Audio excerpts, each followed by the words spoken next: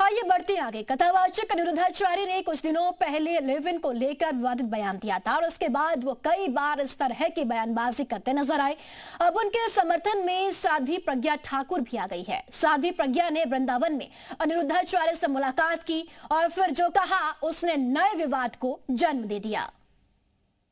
Live in जो है हमारे भारत के कुत्ते हजारों साल से लिव इन में ही रहते हैं। अगले जन्म में हमारे यहाँ तो कुत्तों का कल्चर है ये लिव इन में। नहीं, आपने कोई अपने से बना करके नहीं बोला है। मैं आपकी बात का समर्थन करती हूँ। उस सोच का परिणाम ये है कि स्कूल कॉलेज वहाँ भी लड़कियाँ जाएंगी तो अर्धनग्न रहती हैं। बिल्कुल। पहले कथावाचक अनिरुद्धाचार्य ने सनातन संस्कृति पर पाश्चात्य के असर पर बयान दिया। लिव इन रिलेशन को लेकर विवादित बोले। लिव इन रिलेशन की तुलना कुत्ते बिल्ली से कर दी, जिसके बाद बवाल मचा तो कई संत उनके समर्थन में आ गए। अनिरुद्धाचार्य बार बार लिव इन को लेकर अपना बयान दोहराते रहे। क्योंकि अब लड़कियां लाते हैं 25 साल की। अब 25 साल की लड़की 4 जगह वो मुंह मार चुकी होती है, सब नहीं पर बहुत। और वो 25 साल की जब तक आती है तो पूरी जवान होके आती है।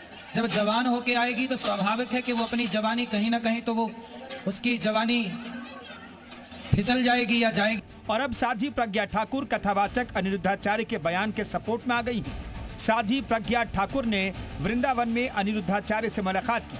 मुलाकात के दौरान उन्होंने कहा कि आपने कुछ भी गलत नहीं कहा। मुझे लगता है कि आप अपने विश्वास के साथ जो कहा है आपने वह समाज की स्थिति व्यक्त की है। आपने कोई अपने से बना करके नहीं बोला है।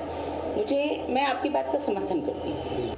साध्वी प्रज्ञा ठाकुर यही नहीं रुकी, उन्होंने तो यहाँ तक कह दिया कि माता पिता के संस्कार न देने का परिणाम है कि बच्चियां अर्धनग्न होकर घूमती हैं। माता पिता संस्कार दे नहीं पाते। उनकी जो पाश्चात्य सोच है उस सोच का परिणाम ये है कि स्कूल कॉलेज वहाँ भी लड़कियाँ जाएंगी तो अर्धनग्न रहती हैं। बिल्कुल। देश के अंदर लंबे वक्त से सनातन और पाश्चात्य संस्कृति को लेकर बहस हो रही है। कोई सनातन का समर्थन कर रहा है तो कोई खुलकर जीने की वकालत कर रहा है। ब्यूरो रिपोर्ट, जी मीडिया।